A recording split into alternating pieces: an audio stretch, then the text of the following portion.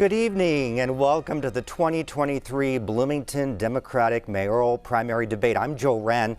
One of these three candidates will be selected in next month's primary election to be the Democratic Party's mayoral candidate. The rules for the debate are simple. The candidate first posed a question will have up to 90 seconds to respond. The next two candidates will have up to 60 seconds to rebut. Then the first candidate will have up to 30 seconds to rebut. Now, if we move to a lightning round later in the hour, I'll let everyone know, and response times will be further limited. We'll begin with opening statements from our three candidates. Don Griffin won the coin flip to go first, followed by Susan Sandberg and Carrie Thompson. Don, you have 2 minutes.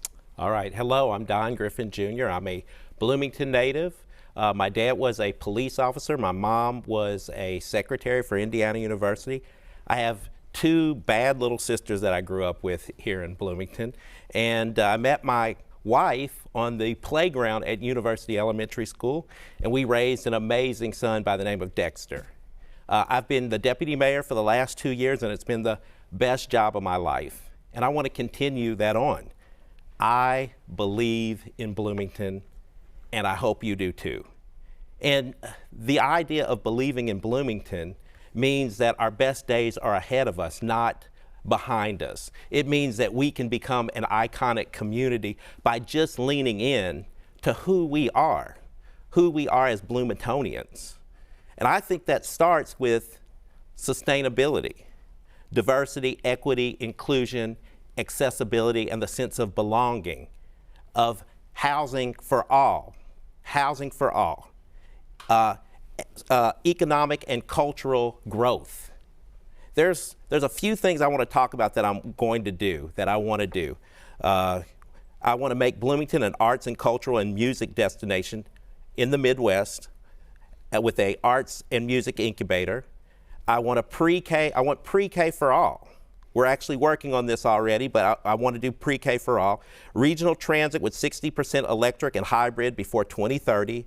I want to raise home ownership from 38% to 50% in 5 years. I want to become a platinum level bike-friendly community. I want to be create a regional blue ribbon panel on DEI, and I need a director of DEI, and I need Bloomington to be designated as a smart city. This is what we can do. This is what I want to do. Believe in Bloomington. I want to be your mayor, Don Griffin. Okay, Susan. Well, good evening. I'm Susan Sandberg, and I would like to be your mayor because our government can do a better job in serving you. We all love Bloomington, and rightfully so. This is a city for all that offers so much by way of education, innovation, arts, entertainment, culture, athletics, and more. But our local government requires a course correction to best protect and sustain all that we love. We deserve a mayor who will work to build consensus, opposed to strong-arming and leaving bridges burned. We deserve a mayor who will do more than seek community input. We actually need that information applied toward decision-making. We deserve a mayor with the leadership skills and city government experience to create solutions immediately. After 16 years as an elected official on the City Council, I'm prepared to manage our nearly $230 million budget and champion solutions to the important matters we face as a community. After 16 years as an elected official on our City Council, my 4 priority points will be public safety, affordability, collaboration, and essential city services. They will be carried through with my overarching 6-point plan. I will work to halt the current annexation plan. I will work to stop oversized development, protect our neighborhoods, and focus on affordable housing. I will immediately begin to build bridges with Monroe County government to address the many issues we share, like the new jail, Lake Monroe, and the convention center. And I will get our city better caught up with the essential services currently not meeting our existing needs. A Sandberg administration will be committed to provide you an effective voice and to govern with common purpose to ensure that Bloomington works for you and for everyone. Thank you. Okay, Carrie. Good evening, and thank you to WTIU for hosting. I'm Carrie Thompson. I'm a political outsider, but I am a very deep community insider. I live here in Bloomington together with my husband and 5 kids, and for decades I've been leading our community and those surrounding it in top-level executive leadership that creates tangible change. For 20 years I was CEO at Habitat for Humanity, and for the past 5 I have been leading the Center for Rural Engagement. Through the leadership of these complex, multi-million-dollar organizations, I've learned to work with people, to engage them in solving problems and embracing opportunities to create real change, even when it's difficult, even when it's contentious, because together we can do so much more. It's time for Bloomington to focus on what matters. Our incredible city and you deserve an incredible city government. As I've watched our political landscape go by way of national politics, where disagreeing factions spend more time defending where they are than collaborating to find a real solution that actually works for our community. Meanwhile, we have mental health and substance use on our streets that are rising to crisis levels. We have public safety concerns, and our housing is skyrocketing. We have so many opportunities in Bloomington that are laying fallow. But together, if we work on housing, public safety, and inclusive government, we can do so much more. I'm Carrie Thompson, and I'd love to be your mayor. All right, thank you. So here we go. We received several questions asking how you would work collaboratively with other officials. I'm going to combine a few of these questions from Charlotte, Andrew, Deborah, and Nissy.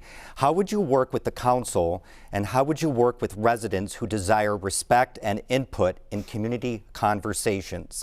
Don, your first 90 seconds. You know, there's all kinds of opportunities to work with folks that are in the community. I think we need to reach out a little bit more when it comes to our commissions. Some of the people are the same type of people. I think our commissions need to be more diverse and equitable. As far as working with folks on the other side, whether it's county, whether it's the city council, I think we can do a better job than what we've done in the past. But I think we collaborate on a daily basis, folks. As a deputy mayor, I was doing 100 different things with the community, whether it was Indiana University, whether it was the county, or whether it was the city council folks. Got a lot done, and we'll continue to do that. I think having the right people in place and folks willing to talk, I think that's the problem. When it's okay to disagree, but when you just stop talking, that's when we have problems. I think we should continue to talk, and I'll do that in a Griffin administration. Okay, Susan, 60 seconds. Well, having been a member of the Bloomington City Council, I know that there have been times when we have not felt the most transparent communication between the mayor's office and the city council. So knowing what that feels like, if I become your next mayor, which I hope I do, I will have a real insight into how better to work with the council and how to do things more in advance before big decisions are made. I would intend to have a variety of town hall meetings and public meetings with the council and discussing things and hearing what they're hearing from constituents before it comes down to mayoral decisions. I'm already working collaboratively with people from the county and have been doing so throughout my time on the council. I will continue to do that, and again, we have meetings, we have transparency, a lot of different tools that we have at our disposal to do a better job of communicating, and also to the public. Carrie, 60 seconds to rebut. Yeah, I'm frankly surprised to hear that the county and the city are working so well together, because the residents of our community, you frankly don't agree, I think. That's not what we hear. And through all of my executive leadership, I have built teams that collaborate and that do outreach that that is felt in communities because we invite people in the communities to be part of what we're doing. As your mayor, I would absolutely meet together with the city council. And furthermore, I have an open government plan on my website, which proposes the mayor and each of the department heads going out into different communities every single month. Importantly, we also have to be meeting with the press and getting the word out, especially in this time of press scarcity, about what's really going on. Don, you get 30 seconds to rebut if you like.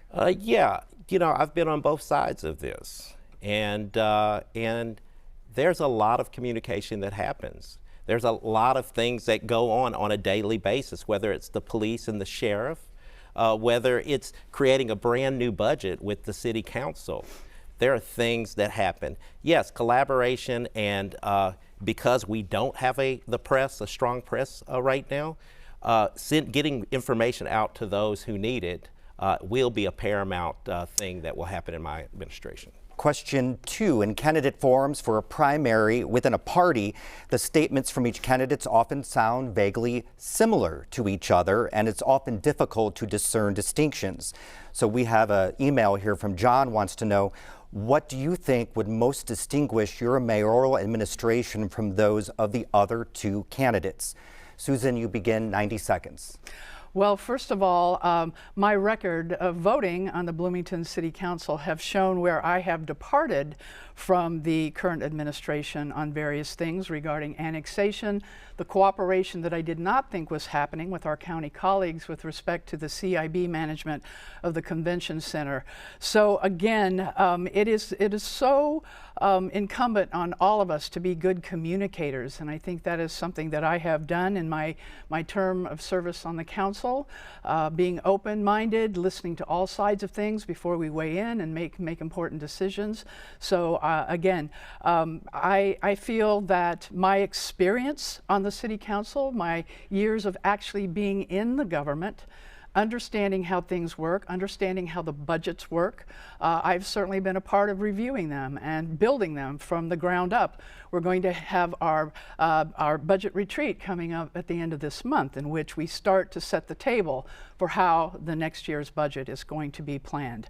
So that experience, I think, sets me apart. Again, a lot of time spent in listening to this community, hearing this community, and being, I think, very respectful and resourceful in coming to my determination on how I vote for things, either up or down. And I look forward to all opportunities to be an effective and respectful and civil mayor of Bloomington. All right, Carrie, you get 60 seconds to rebut. The mayor is the chief executive officer of the city. The mayor leads the executive branch, and I am the only one who has held that role in other complex multi-million-dollar organizations, where I'm responsible for ensuring that not only is the vision set and we get input on that vision, but then that we have a tactical plan that everybody knows what their piece of that mission is.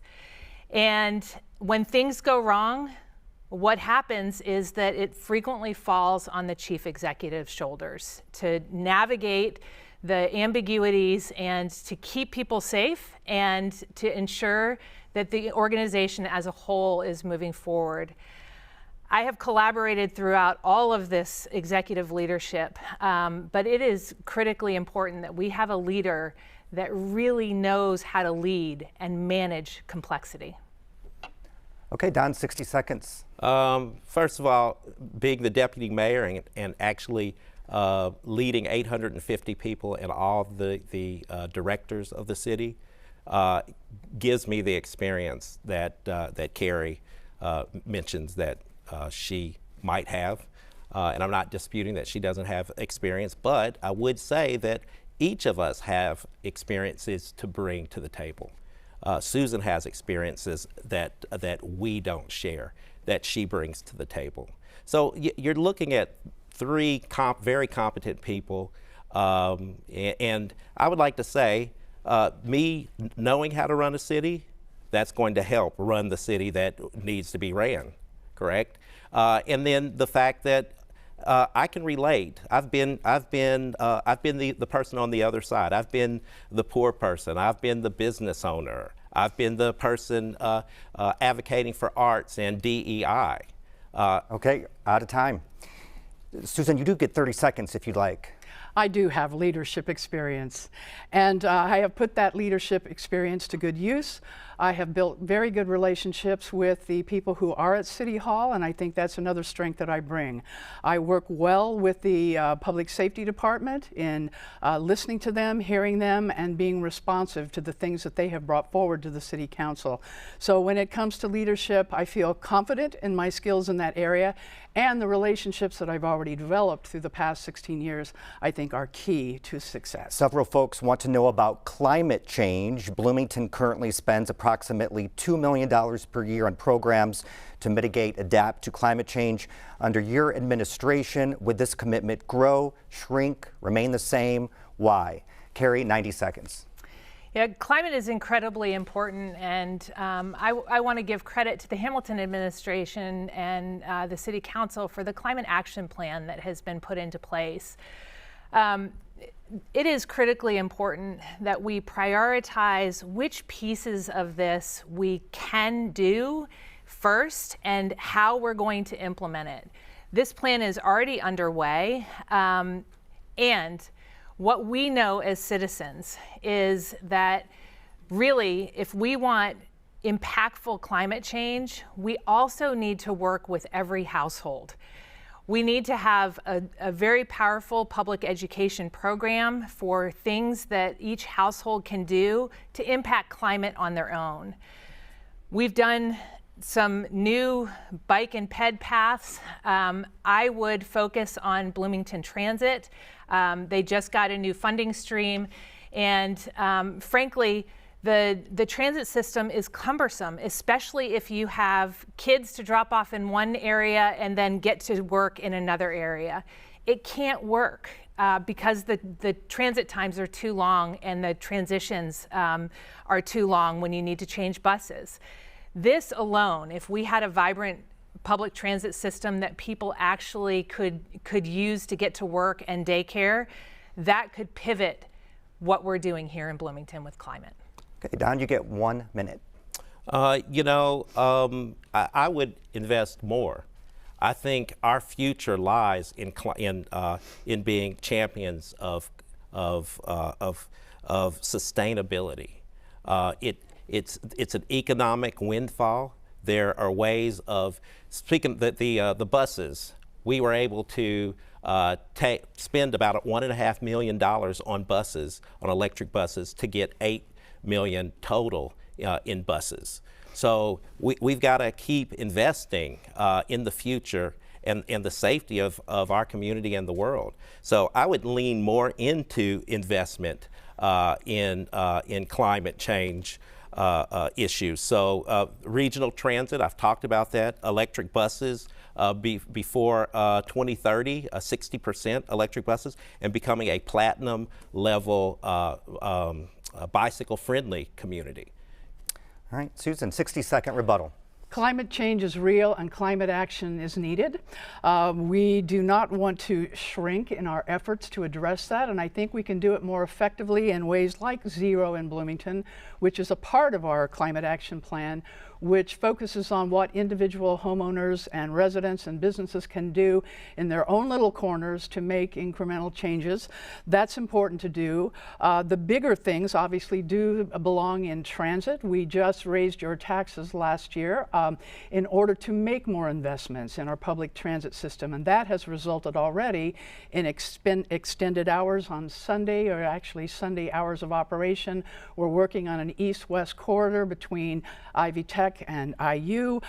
Sidewalks will take a high priority in my administration, as will taking care of Lake Monroe. We have some issues there that we need to step up with our county colleagues and other counties to take care of that watershed. Carrie, you get 30 seconds if you'd like. Yeah, as we're talking about that watershed, I think it's important to note that getting people onto the sewer system is going to be incredibly important for that Lake Monroe watershed. And these issues are complexly tied up in the annexation dispute. But what we know is that all of a sudden when annexation was halted, we stopped providing connections to sewers in the county, and it's a concern for the environment. All right, another popular topic is annexation. This question comes from Laramie. How would you unburden current city residents from the costs of providing services for those who live just outside the city limits but near daily enter the city and use city services, streets, parking, planning, etc.? Don, 90 seconds. I would tax them. That's what annexation is all about, folks. It's about people outside of Bloomington using the resources that Bloomington provides, but not paying their fair share. So, you're going to hear from folks saying, taxation without, being able to talk or whatever you call it. But this is their opportunity, right? You pay your taxes, you become part of the city, and then you have a voice within this city. And that's what a lot of them would like. They would like a voice within the city, but it costs. And so when I'm always concerned with folks who actually live in the city advocating for those who don't.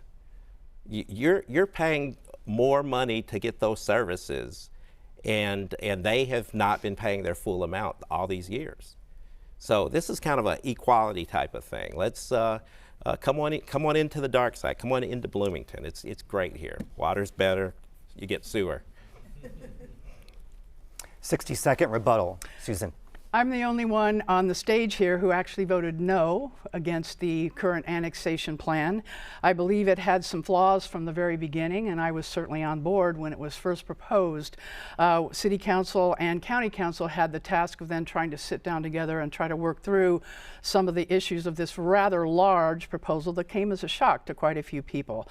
Annexation is clearly unpopular amongst the county residents, constituents, and our county colleagues, but it's also got some stresses and strains to put on the city of Bloomington. So don't think that I am advocating for county people without thinking about the best interests of Bloomington, because our city services now are strained. Our police, our fire, our public works, our employees, we have staff shortages.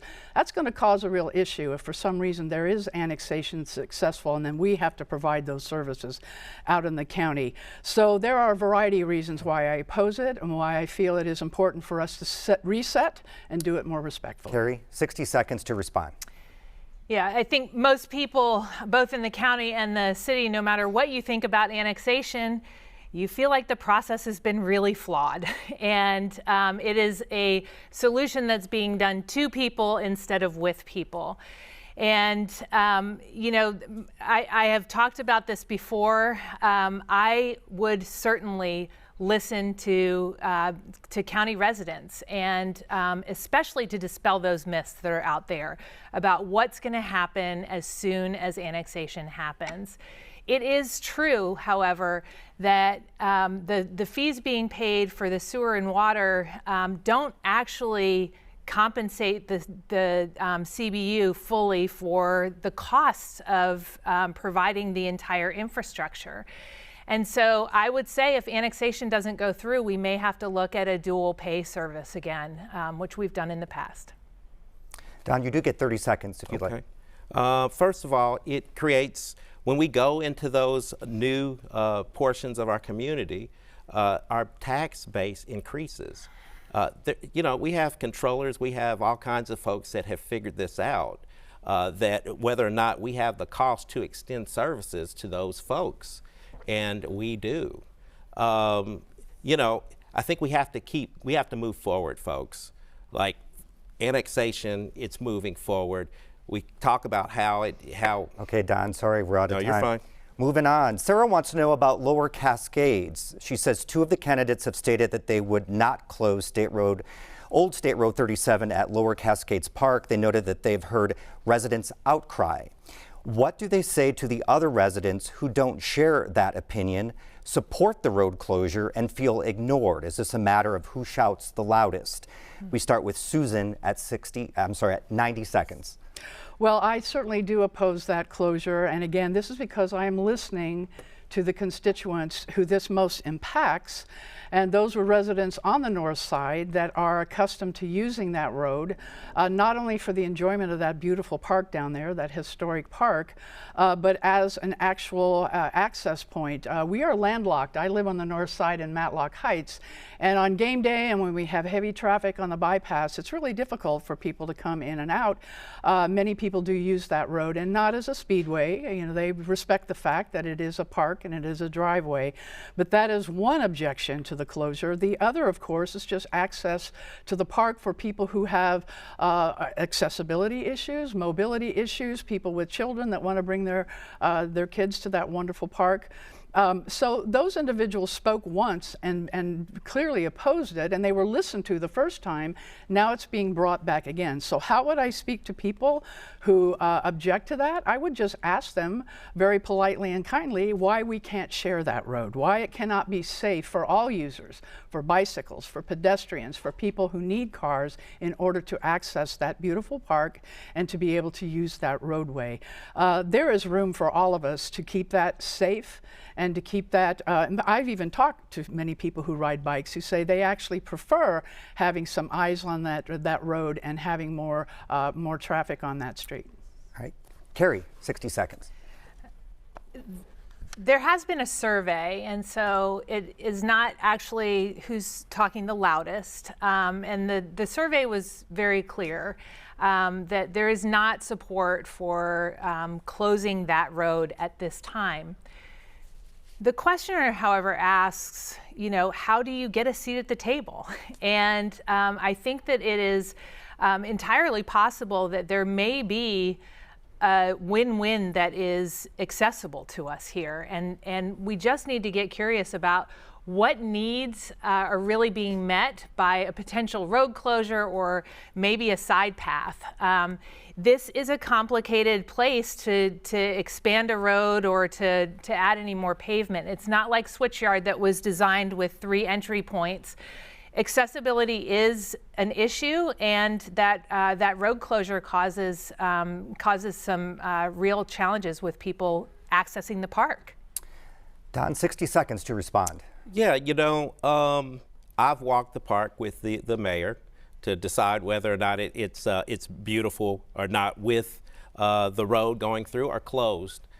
But I've talked to several people, and we gotta remember, we are a multi-generational community. As much as a bike path would be great through there are other opportunities in Bloomington to have a closed off park, such as Bryan Park and Switchyard.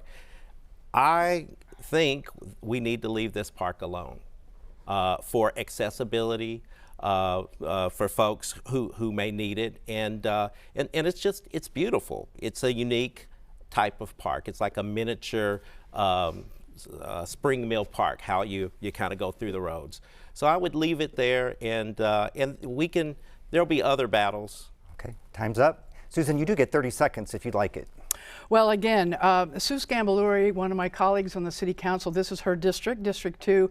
She does a phenomenal job of constituent outreach, and that outreach was quite robust. She listened, she heard, and there were people that probably attended her meetings that also opposed to having it be, only for bikes. But I think the process was thorough, and I think it was fair, and I think we need to listen to the people who say no, leave it the way it is, and have accessibility. Housing is also on a lot of people's minds. This comes from Yara. She would like to know your plans for ongoing housing construction downtown. She says it seems like buildings are going up right and left, which has primarily attracted students with means. Do you envision this continuing? What are your plans to construct more affordable housing? Carrie, you begin with 90 seconds.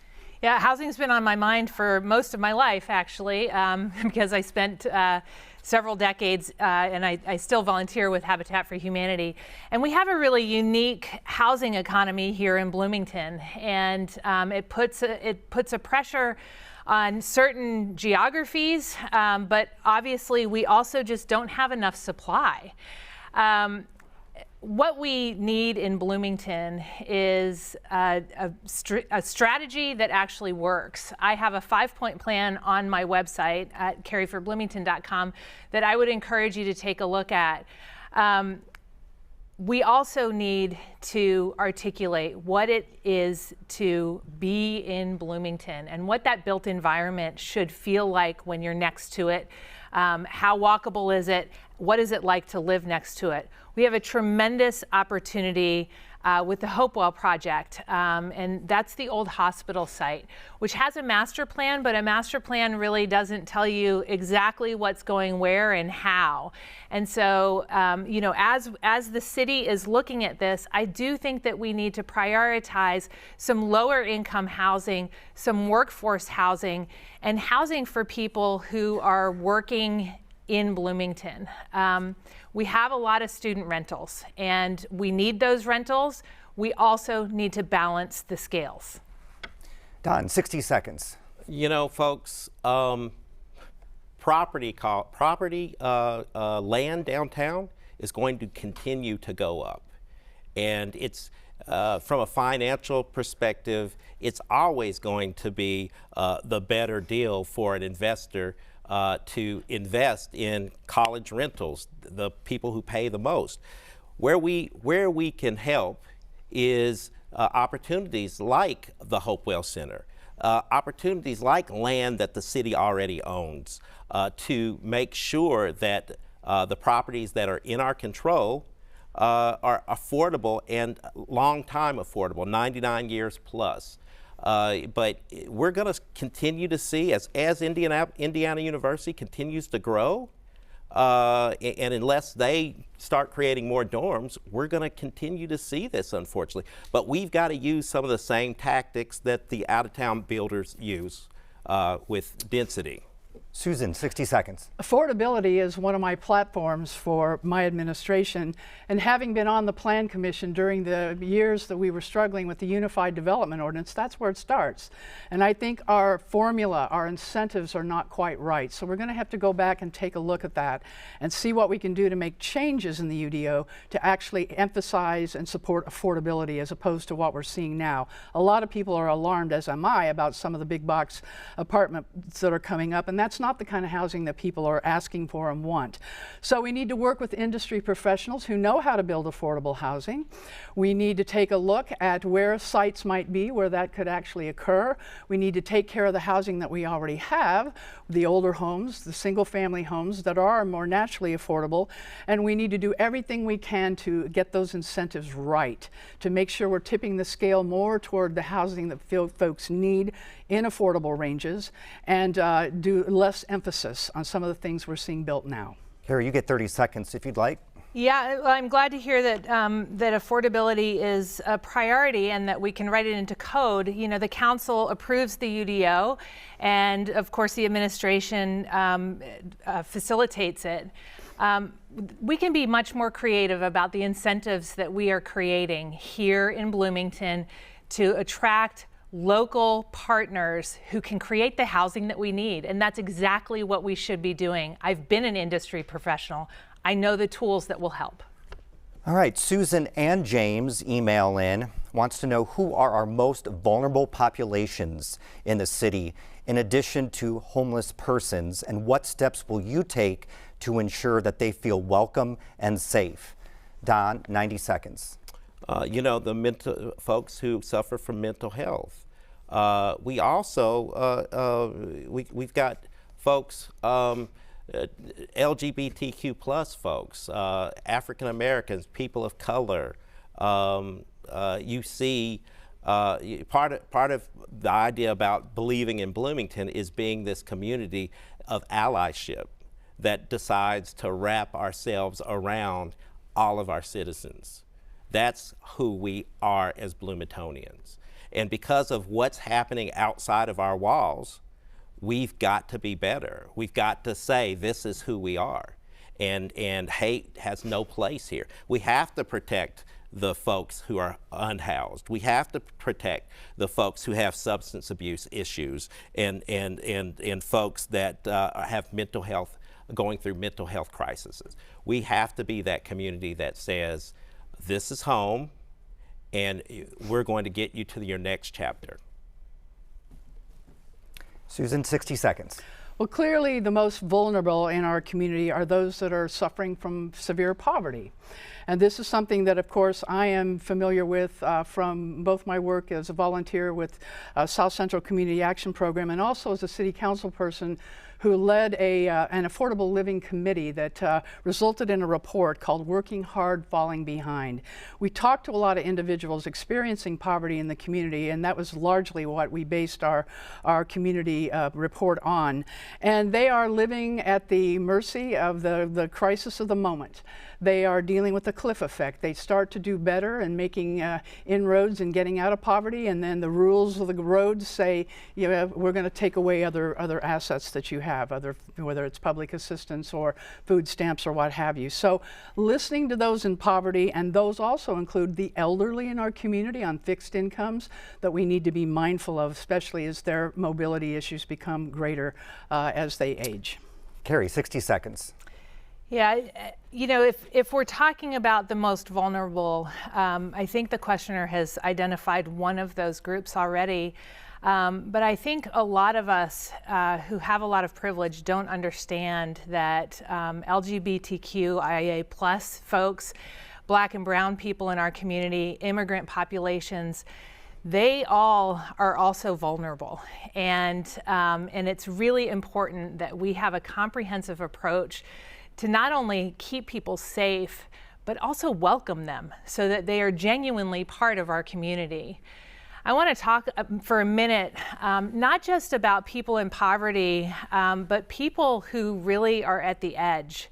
Because we have many people in our community, and with the pressure cooker of housing right now, if we just do an affordability study and we never implement anything, those folks are going to be incredibly at risk of not being able to live here anymore. Don, you get 30 seconds if you'd like. You know, they said not to talk about homeless, but folks, I think we have to start reimagining who we think that is. This is, you know, these are 18-year-olds who have been kicked out of foster care. They've outlived foster care. These are children who come out as LGBTQ plus and are kicked out of homes. We've got to start thinking about homeless different. Okay, next question. Even though they make up a small minority of Bloomington's population, Black people are much more likely to be arrested. How would you work to eliminate these racial disparities and make sure your administration doesn't ignore the issues facing the BIPOC community? Susan, 90 seconds. Well, certainly, public safety needs to be for every single member of our community. And I'm a firm believer that you can have public safety and you can have reform and you can have equity. And I would like to see that Bloomington become a place where it's the worst place to commit a crime and yet the best place to be if you're interested in working diligently and carefully on reform. Those two things can happen simultaneously. I work very carefully with the Bloomington Police Department, and I hear from them what their concerns are.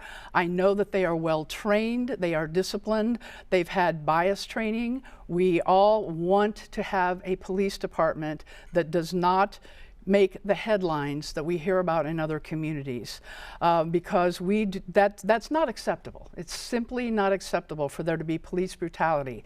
And people in the community, Black people in particular, are rightfully fearful of being arrested. And so these are issues that I think the city of Bloomington can tackle and quite well.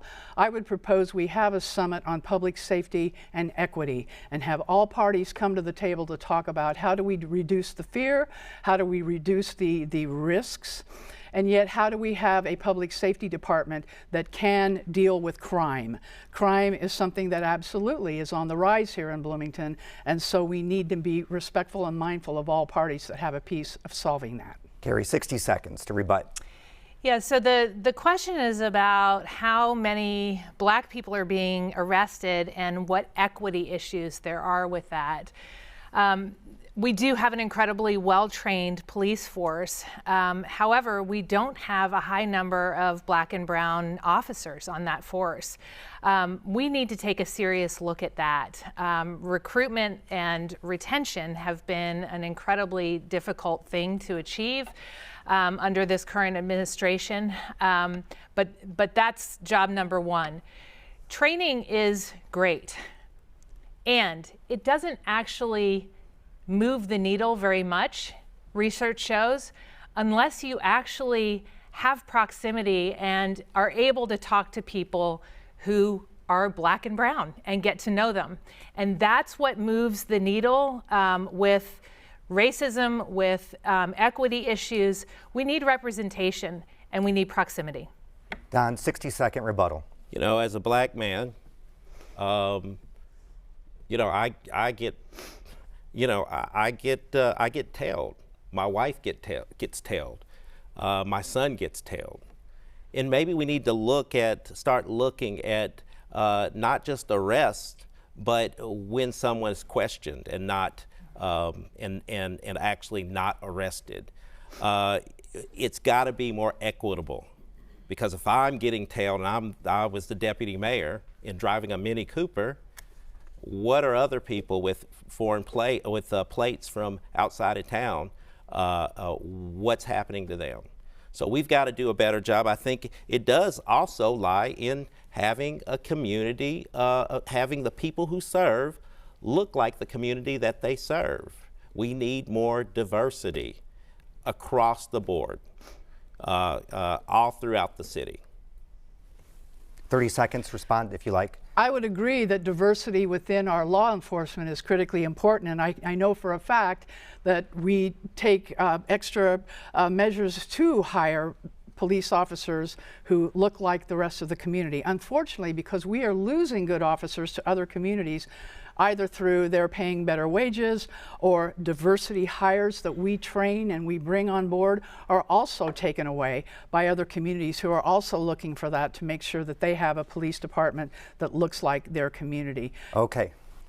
We're moving now to a lightning round for the rest of the debate. The candidate first posed a question will have up to 60 seconds to respond.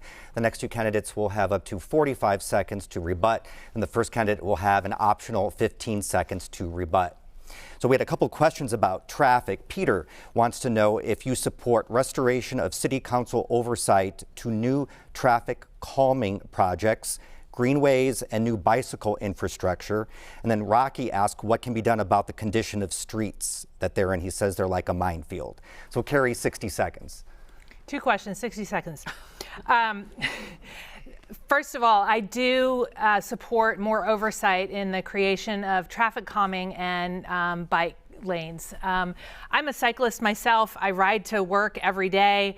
And frankly, our bike lanes have become a crazy patchwork that not only the cyclists have different rules on different bike paths, but the motorists also have different ways of interacting, and that doesn't make me feel really safe as a cyclist. So I think we need more input, whether that comes from City Council or from the general public. We need to listen. That is a main theme of my campaign. I think the second question is about potholes. Absolutely. Actually, those are also a safety concern. That is a basic city service that it's the job of the city to take care of those roads to create safety. Don, 45 seconds. I think more input from community is great. I think the commissioners should also listen to the experts. The traffic experts and the engineers that are saying what has to be done. We've had a few stop signs that commissioners really pushed for, our council members really pushed for that were not necessary. I think input and the other thing. What was the other question? The roads. My gosh, man. The roads, yes, we need more roads. They're doing a survey on the roads right now to find out what we need, roads and sidewalks. All right, Susan, 45 seconds. First of all, I do think we need more council oversight with regard to neighborhoods and their concerns about some of the overly engineered projects that they are seeing coming through. Our commissions are great, but they are resident advisory councils. They are not the ones that have to answer to the public in an elected kind of capacity. When the UDO was being revised, I think they took a lot of council out of things in the name of efficiency, but I think that's not fair when it comes to representation of the council, who does have oversight and responsibility to the constituents in their districts and in the city overall. As far as streets go, I say first we restore and then we do more. This is part of the basic essential city services that my administration will prioritize. Carrie, you have 15 seconds if you'd like. Yeah, I just want to take note that I did actually advocate for one of those unnecessary stop signs, which is outside of our home, where I have called 911 for an injured pedestrian or cyclist twice in a one-year period. Not since. Okay, Mike wants to know about the convention center and what you'll do to bring all sides together. Don, 60 seconds. I think we're there. I actually helped me and some council members, county council members, and city council members actually got the process started. And it had been dormant for many, many years, and now it's back on the table. I will continue to breathe new life into making that happen. It needs to be more than just a convention center. It needs to be a arts and performance flexible space for our next chapter to become this arts, cultural, and music mecca.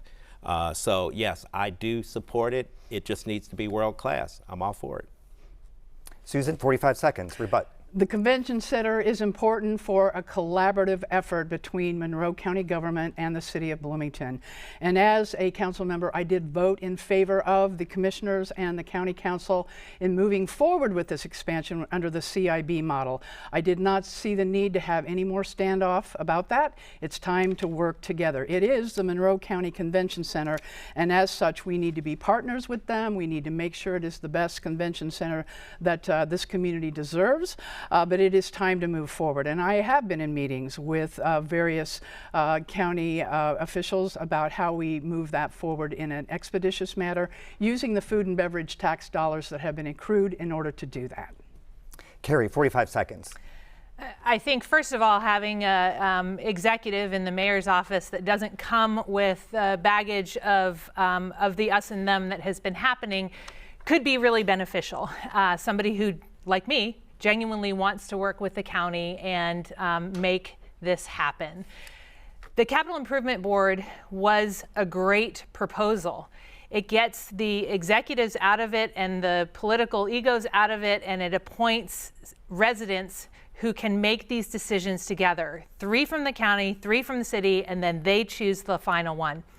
I would reinvigorate the discussions about that Capital Improvement Board and get us to the finish line with a convention center. Don, 15 seconds. It's just important that this gets done. The state is already trying to stop it, literally targeting Monroe County and telling us what we need to do with our taxes. So it's imperative that we get this done. Okay, Peter says, for the last 2 years, the water from Lake Monroe, Bloomington's only drinking water source, has become virtually undrinkable for about a month from late July to late August because of algae blooms. What investment would you be prepared to make to remedy these conditions? And Susan, 60. Well, first of all, I have been meeting with the Friends of Lake Monroe and individuals on the Water Fund. They are working very, very hard to work with the counties that are in the watershed, because there are a lot of contributors to the algal blooms in Lake Monroe that are causing the chemicals that have to be used to treat that, that are causing that taste. But there are threats to Lake Monroe that come from a lot of sources: agricultural runoff, clear cutting. There's a lawsuit pending against the U.S. U.S. Forest Service with respect to some possible damage to Lake Monroe. I will partner with our county colleagues and other counties in the watershed to make sure that we are treating that Lake Monroe with the respect it deserves. It's our only source of drinking water. It's critically important, and it will definitely be a priority for me to get down to the bottom of it and how we solve that problem. It's a symptom that the lake is not healthy, and we must make every effort to clean it up and make sure that we can preserve and protect that lake into the future. Okay, Carrie, 45 seconds. Yeah, absolutely. The partnerships with the various nonprofits that are working on this are really important. That's our city drinking water. And I have met with engineers who understand the algae bloom and what's causing it, but also how we can treat it so we can have drinkable water that tastes right during the summer. We do need to focus on those sewer connections and the failing septic tanks that are surrounding Lake Monroe. And to do that, we need to partner with groups like Friends of Lake Monroe, which I did in my work at CRE, to facilitate a grant that helps with some of those septic systems. Okay, Don, 45. So surrounding property owners, especially farms, are causing the runoff to create these blooms. There is a engineering way that that we can get that taste out, but I'm also concerned about having a secondary water source, whether it's another treatment plant on Lake Monroe or a groundwater source that's been looked at near the White River, the fork of the White River up by Gosport. So that's something that we really need to keep our eye on, because right now if something were to happen to our only water treatment plant, we would be in a world of hurt. Susan, 15 seconds if you'd like. Well, yeah, absolutely. The failing sewer systems that are also contributors, once again, these are being addressed by some very competent scientists, and we need to continue to support that effort. Okay, that was our last question. We move now to our closing statements. Carrie, we'll start with you. You have 1 minute. I have, for 25 plus years, led this community at the ground level to create tangible impact in housing, in resilience, health, and quality of place. Our city is really incredible. I chose it out of the entire country as my hometown 26 years ago. It deserves a city government that is just as incredible. In a Thompson administration, I will create a team that will work for our residents, that will be public servants, not just politicians, that will meet with you, listen to you, and help get your ideas implemented. And when we have problems, as we certainly will, I will listen to understand. So whenever possible, we get to create a win-win situation. I'm Carrie Thompson, and I'd love to be your mayor.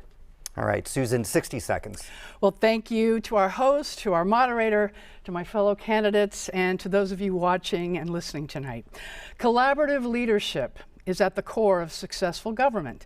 As you heard tonight, a Sandberg administration will facilitate solutions through seeking and implementing the thoughts and advice of constituents, stakeholders, and industry experts.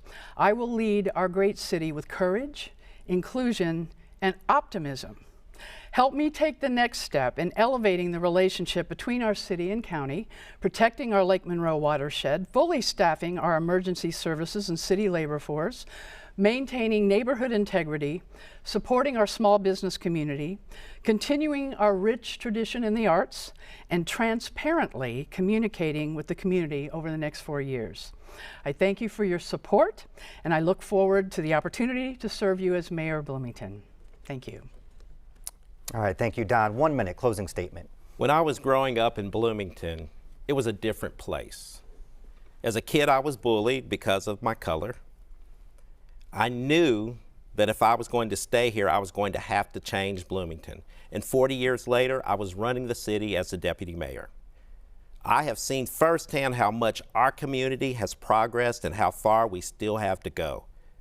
I am Bloomington, and I'm asking you to believe in Bloomington, but I can't do it alone. Together, we will be more sustainable. Together, we will create a diverse, equitable, and inclusive and accessible community of belonging. Together, we will create more housing opportunities for all. Together, we will foster better paying jobs to attract and also attract job creators. I think we're ready, folks. I think we're ready for the next level. Believe in Bloomington. I'd like to thank the three candidates, Don Griffin, Susan Sandberg, and Carrie Thompson, for participating in tonight's debate. And thank you, the audience, for joining us. We received hundreds of questions tonight. Our debate format didn't give us the opportunity to ask specific questions to individual candidates. Next week, I'm hopefully interviewing each candidate one-on-one, and we'll go more in depth. So you can look for those interviews on air and online. You can check out all of our election coverage at indianapublicmedia.org, including an archive of this debate. And don't forget to join us on May 2nd for full primary election night coverage, when we'll have results, interviews with candidates, and more at indianapublicmedia.org. Have a great night.